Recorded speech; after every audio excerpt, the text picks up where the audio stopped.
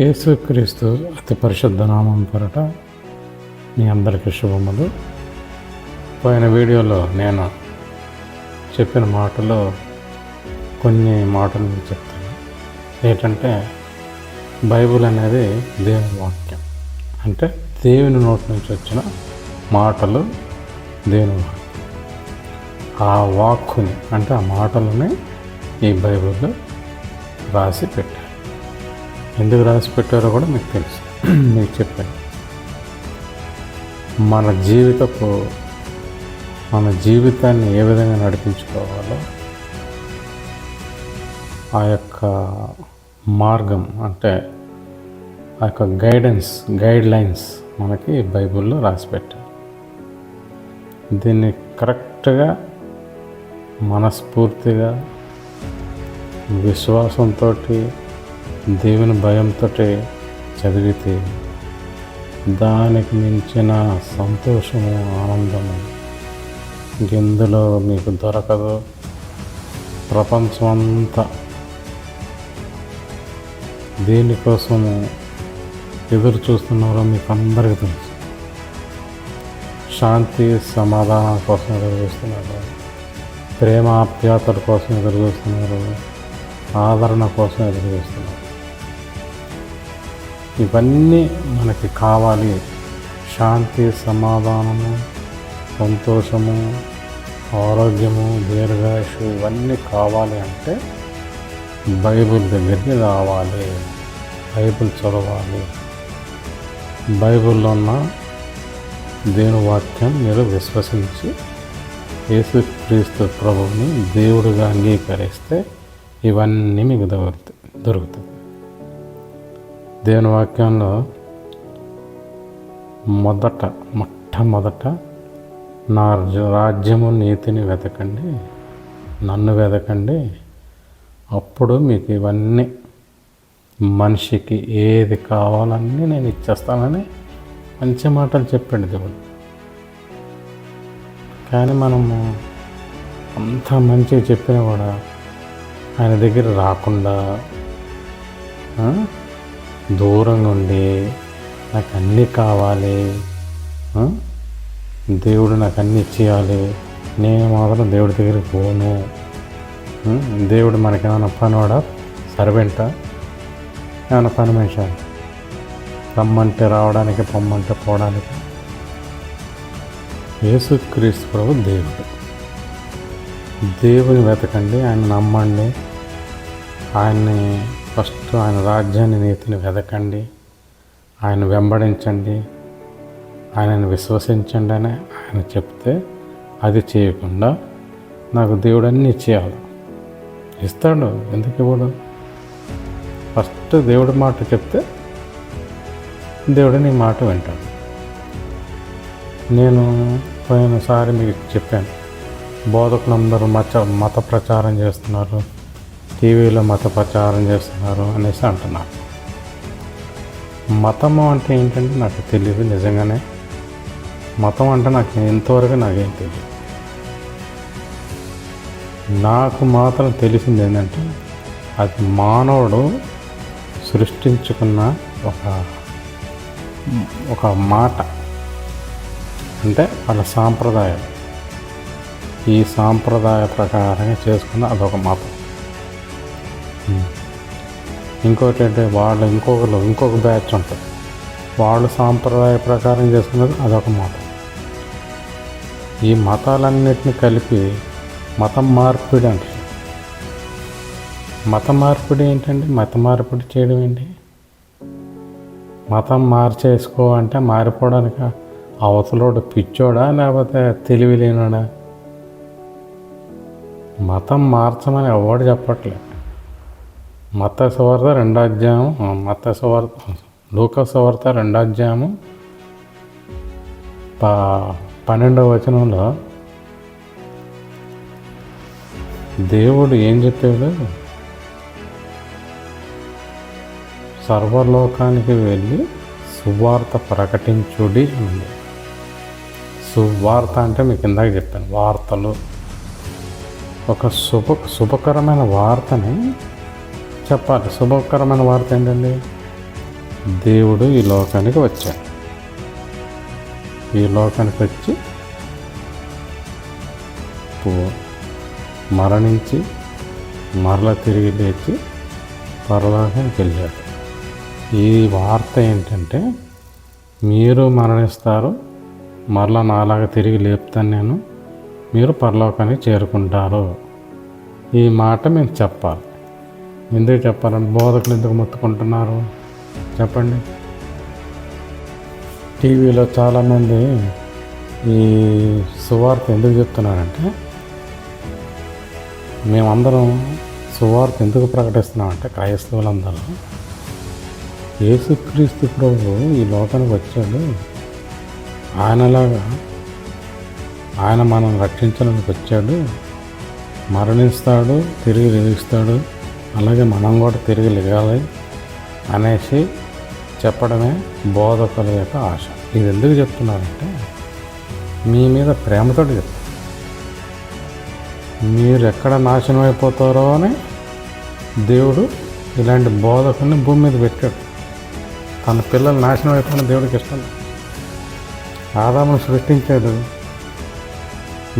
హవ్వ చేసిన పనికి సర్వనాశనం అయిపోయింది. తప్పు చేసేసారు, అయిపోయింది. దేవుడు పుట్టించాడు. పుట్టించడానికి కారణము మరణం, చంపేయడానికి పుట్టించలేదండి. ఆదికాండం బాగా చదవండి మీరు. యేసుక్రీస్తు దేవుడు, మన దేవుడు మనిషిని చంపేయడానికి సృష్టించలేదు. ఒక రాజ్యం భూమి మీద దేవుని యొక్క రాజ్యాన్ని పెట్టడం కోసమే ఈ లోకానికి మానవుని పంపించాడు. మానవుని పుట్టించడం కాదు, మానవుని తయారు చేశాడు. పుట్టించడం అంటే మళ్ళీ అది వేరే అర్థాలు వచ్చేస్తాయి. మనవాళ్ళు ఎక్కడ తప్పు దొరికితే వెంటనే దాన్ని పట్టుకొని ఇంటర్వ్యూలు చేస్తూ ఉంటారు. కాబట్టి పుట్టించడం కదండి, దయచేసి క్షమించండి. మానవుని తయారు చేశాడు. సృష్టి అంతటి నోటి మాట ద్వారా సృష్టించాడు. మనిషిని మాత్రం అంటే మనల్ని తన స్వహస్తాలతో తన స్వరూపమందు తన పోలిక చొప్పున దేవుడు సృష్టించాడు. అంటే మన పోలికలానే దేవుడు కూడా ఉంటాడు. తన అర్థం. దేవుడు మనల్ని పుట్టించింది చంపాడని కాదు. జాగ్రత్తగానండి ఈ మాట. దేవుడు పుట్టించింది మనతో కలిసి భూమిని ఏలడానికి పుట్టించాడు. కీర్తన గ్రంథంలో రాస్తాడు, ఇవన్నీ మీ చేతి కింద పెట్టేశాను, మీరు ఏలండి అంటాడు. మనం ఏం చేసాము? మనం ఏలకుండా సైతాన్ చేతులు పెట్టేసాం. సో సైతాన్ ఏలుతుందన్నమాట మనుషుల ద్వారా. కాబట్టి ఈ యొక్క విడుదల, సైతాన్ కబ్జాలో ఉన్న మనల్ని విడుదల చేయడానికి యేసుక్రీస్తు లోకానికి వచ్చాడు. యేసుక్రీస్తు రాకపోతే మన సైతాన్ కబ్జాలోనే ఉంటాం. అదే పరిపాలిస్తుంది, అదే చూసుకుంటుంది, ఇదే కష్టాలు, ఇదే నష్టాలు, ఇదే మరణాలు. మరణ పునరుద్ధానం ఉండదు ఇంకా. అంతే, ఒకసారి మరణించామంటే ఇంకంతే, భూమి మట్టిలో కలిసిపోతా కథ. మళ్ళా మట్టిలో కలిసిపోయి నాశనం అయిపోతామని అలా అవ్వకుండా ఉండడం కోసమే దేవుడు లోకానికి వచ్చాడు. ఈ మాట ప్రపంచానికి తెలియదు, చాలామందికి తెలియదు. ఈ మరణ పునరుద్ధానాల గురించి మనుషులకు తెలియక మత ప్రచారం అంటారు. మత మార్పిడి అంటే ఏంటంటే నాకు అర్థం కాదు. ఇదేమైనా షర్ట వద్దంట తీసేసి అవతల పారేసి వేరే షర్ట్ వేసుకోవడానికి మార్చేసుకోవడానికి, షర్ట్లు మార్చేసుకున్నట్టు. బండ్లు నాకు ఇష్టం లేదు, వేరే బండి కొత్త బండి వచ్చిందని అది పాత బండిని పక్కన పడేసి కొత్త బండిని తెచ్చేసుకుని దాని మీద తిరగడానికి ఏమన్నా బళ్ళ మార్చేయడానికి? మతం మార్చడం అంటే అంత ఈజీనా? మనిషిని మార్చడం, మనసును మార్చడం కోసమనే ఇవన్నీ. ఎందుకంటే యేసు ప్రభుని మేము నమ్ముకున్నాం. మాకు కలిగిన శాంతి, మాకు కలిగిన సమాధానము, మాకున్న సంతోషము, అంటే నేనే కాదు, ఎవడైతే యేసుక్రీస్తుని సొంత రక్షకుడిగా నమ్ముతాడో వాళ్ళందరూ అనుభవిస్తున్న ఆ యొక్క సంతోషకరమైన వార్త ప్రకటన ఇతరులకు తెలియజేస్తున్నారు. ఇప్పుడు మీ ఇంట్లో ఏమైనా శుభం జరుగుతుందంటే శుభవార్త మీరు అందరికీ వెళ్ళి చెప్తారు. మా ఇంట్లో మా అమ్మాయి పెళ్లి చేసుకుంటున్నారు, మా అమ్మాయి శ్రీమంతం చేసుకుంటుంది, మా అమ్మాయికి పిల్లలు పుట్టారు, మా అమ్మాయికి ఫస్ట్ బర్త్డే చేస్తున్నారు, ఇలాంటి చెప్పుకుంటావు. ఎందుకంటే నువ్వు నీతో కలిసి వాడు కూడా సంతోషించడం కోసం. ఈ బోధకులు చేస్తున్నవి కూడా అదేనండి. టీవీలు మొత్తుకుంటున్నదే, వాళ్ళకి ఏదో లాభం వచ్చేస్తుందని మొత్తుకోవట్లేదండి. చాలామంది మంచి మంచి బోధకులు ఉన్నారు. Paul Emmanuel, Anil Johnson, Anil Kumar, Jaipal గారు, చాలామంది, ఇంకా పేర్లు నాకు అన్నీ తెలియదు కానీ మంచి జాన్ వెస్లీ గారు, వీళ్ళందరూ మంచి మెసేజ్లు, రాజ్ ప్రకాష్ పాల్ గారు, వీళ్ళందరూ మంచి మెసేజ్లు ఇస్తారు. వాళ్ళు మెసేజ్లు ఇస్తుంటే వాళ్ళు ఇలా తయారయ్యారు, కోట్ వేసుకున్నాడు, సూట్ వేసుకున్నాడు, లిప్స్టిక్ పెట్టుకున్నాడు, ఇవి చూడకండి మీరు. ఆయన మాటలు వినండి. ఆయన ఎలాగుంటాడో మీకు అనవసరం. దేవుడు ఒక మాట చెప్పాడు. చాలామంది టీవీలో, నేను యూట్యూబ్లో చూస్తూ ఉంటాను, ఎప్పుడు చూసినా ఈ పుస్తకము రాధా మనోహర్ దాస్ గారు మీకోసమే ఈ మాట చెప్తున్నాను. మీతో డిబేట్ చేస్తున్న ప్రతి ఒక్క బోధకుడు మిమ్మల్ని ప్రేమించి చేస్తున్నాడు. ఎందుకంటే ఒక ఎగ్జాంపుల్ మీకు చెప్తానేనండి. రాధా మనోహర్ దాస్ గారికి ఒక ఎగ్జాంపుల్ చెప్తా. దేవుడు ఈ లోకాన్ని సృష్టించాడు. సృష్టి ఏమో తప్పుదారి పట్టింది, అంటే మనం మనుషులను తప్పుదారి పట్టాము, దేవుని ధిక్కరించేసాము, పాపంలో పడతాము. ఇది మనకు జరిగి మరణాన్ని తెచ్చిపెట్టుకున్నాం. దేవుడు అన్నాడు, ఆ పండు ఏదైతే తినొద్దన్నాడో ఆ పండు తింటే మీరు మరణిస్తారని. కాబట్టి అది తిన్నారు కాబట్టి మరణం అనేది వచ్చింది, అంతవరకు లేదు. ఈ మరణం నుండి తప్పించడానికే దేవుడు ఈ లోకాన్ని మళ్ళీ తిరిగి వచ్చాడు. మరణం అంటే మరణిస్తాడు, మళ్ళీ తిరిగి చేస్తాడు. నమ్ముకున్నవాడికి ఒకటే మరణం, యేసుక్రీస్తు నమ్ముకున్నవాడికి ఒకటే మరణము, నమ్మని వాడికి 2 మరణాలు. శారీరకంగా ఇప్పుడు పోతాడు, మళ్ళీ తిరిగి లేస్తాడు, మళ్ళా మహిమ శరీరంతో నరకానికి పోతాడు. అప్పుడు దాహము, ఆకలి, అన్నీ, నీళ్ళు ఉండదు, వేడి ఉంటుంది, ఇవన్నీ ఇలాగ నాశనం అయిపోతారని దేవుడు బోధకులు పెట్టాడు. ఇప్పుడు పేర్లు చెప్పాను చూడండి, అనిల్ జాన్సన్, వీళ్ళందరూ, అభినయ్ అనే అబ్బాయి, చాలా మంచి బోధకులు ఉన్నారు. మంచి పులులు, వీళ్ళు సింహాలండి. సింహంలా గర్జించే సింహాలు వీళ్ళందరూ, రోషము గలవారు. కానీ మీ మీద ప్రేమతోటి చెప్తాను, అది మీరు గ్రహిస్తారు. మీ మీద ఏదో కోపం పెట్టుకొని ఎవడు చెప్పట్లేదు. ఒక ఫ్యామిలీలో అన్నదమ్ములు గట్టిగా మాట్లాడుకుంటారు, అన్నదమ్ములు తిట్టుకుంటారు, అన్నదమ్ములు కొట్టుకుంటారు. కానీ ఒక సమయం వచ్చేసరికి వాళ్ళందరూ కలిసే ఉంటారు. అలాగే మా క్రైస్తవ కుటుంబం అనేది, మా కుటుంబం అనేది ఒక క్రైస్తవ కుటుంబం.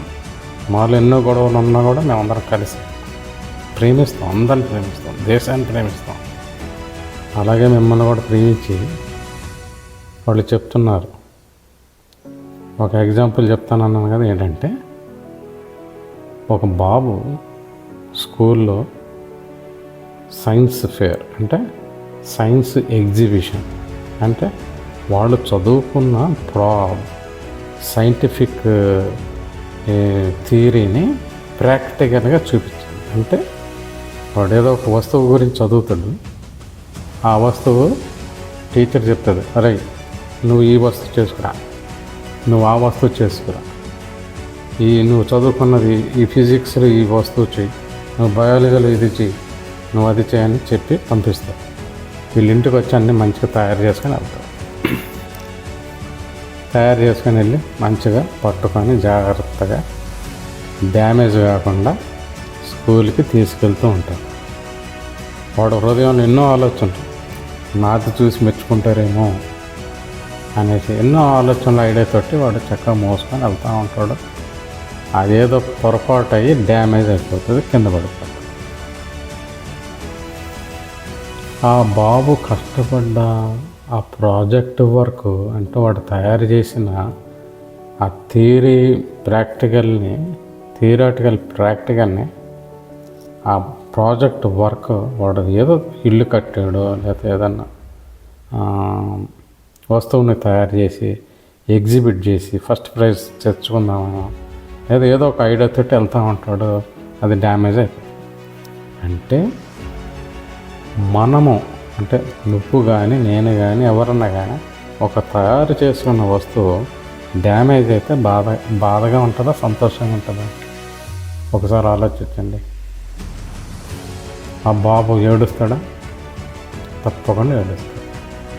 అయ్యో నేను ఎంత కష్టపడి రాత్రి ఇంత 2-3 రోజులు కష్టపడి మా డాడీ హెల్ప్ తోటి ఎంతో కష్టపడి చేసుకున్నాం, మా డాడీ ఇప్పుడు మళ్ళీ చేయమంటే చేస్తాడో లేదో అనేసి ఎన్నో ఆలోచనలతో వాడు సతమతం అయిపోయి చాలా డిప్రెస్ అయిపోయి డిసప్పాయింట్ అయిపోయి వాడు చాలా మూడ్ ఆఫ్లో ఉంటున్నాడు.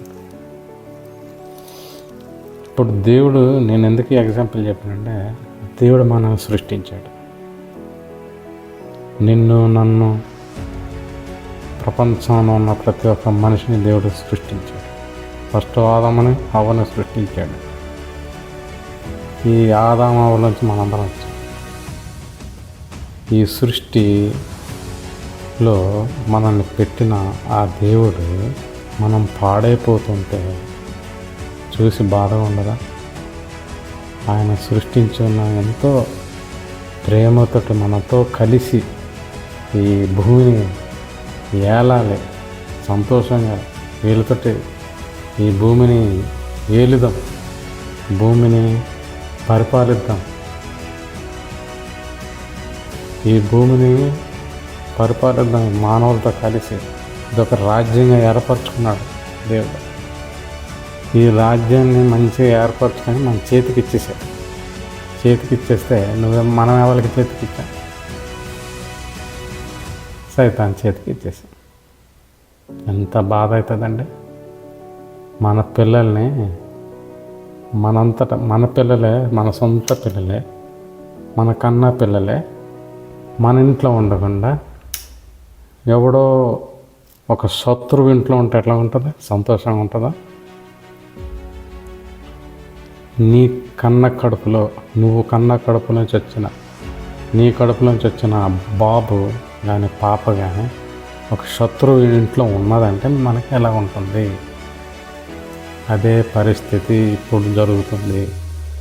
దేవుడు నిన్ను నన్ను సృష్టించి పెట్టి జాగ్రత్తగా ఉండండిరా, సైతాను గర్జించే సింహం వలె తిరుగుతుంది, అది మింగేస్తుందిరా బాబు, జాగ్రత్తగా ఉండండి, సైతాను గర్జించే సింహం ఎవరిని మింగుదామని ఎదురు చూస్తుంది, వాడి లైఫ్ని పాడు చేయాలని చూస్తుంది. నా దగ్గర నుంచి నా తండ్రి ఉన్న మీ దగ్గర నుంచి నన్ను దూరం చేసేస్తుంది, మిమ్మల్ని దూరం చేసేస్తుంది, తండ్రి కొడుకుల్ని విడదీసేస్తుంది, పిల్లల్ని విడదీసేస్తుంది అని చెప్పితే పోయి దాని చేతులు చేయి పెట్టి నమ్మకం లేక అవిశ్వాసం, గర్వం, అహంకారం, అహంభావం ఇవన్నీ మానవుడికి ఎక్కువైపోయి అన్నీ అడగకుండా ఇచ్చేసాడు దేవుడు కదా. అన్నీ అడగకుండా ఇచ్చేసాడు. ఇంకెందుకు దేవుడు? ఎందుకు? నీకు కావాల్సినవన్నీ ఇచ్చేసాడు దేవుడు. ఎందుకు? మన ఇష్టం, మనది రాజ్యం, మన ఇష్టం వచ్చిన వెళ్ళచ్చు. సైతాన్ చెప్పిన మాటే, దేవుడు చెప్పిన మాట మనం వినలేదు, సైతాన్ ఇలాగ చెప్పగానే వినేస్తాం. రాధా మనోహర్ గారు బైబిల్ అనేది భూత పుస్తకం కాదండి,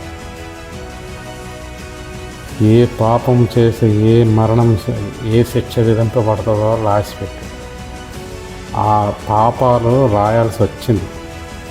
లేకపోతే మీకు మనకి తెలియదు, పాపాలు అనేది మనకు తెలియదు, ముందు జరగబోయేది మనకి తెలియదుక పండు తిన్నది మహాతల్లి. దాని గురించి నేను తర్వాత చెప్తాను. ఎందుకు తిన్నది అంత ఈజీగా తినలే, చాలా శోధింపబడి ఆమె ఫైట్ చేసింది. కానీ ఏంటంటే లేడీస్ వీక్ కాబట్టి పడిపోయి తినేసింది. ఆశ, దురాశ.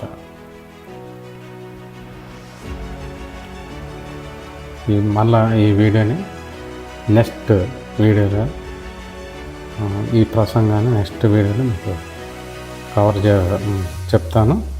అంతవరకు సెలవు. దేవుడు మమ్మల్ని దీవించి ఆశీర్వదించుగాక. ఆమేన్.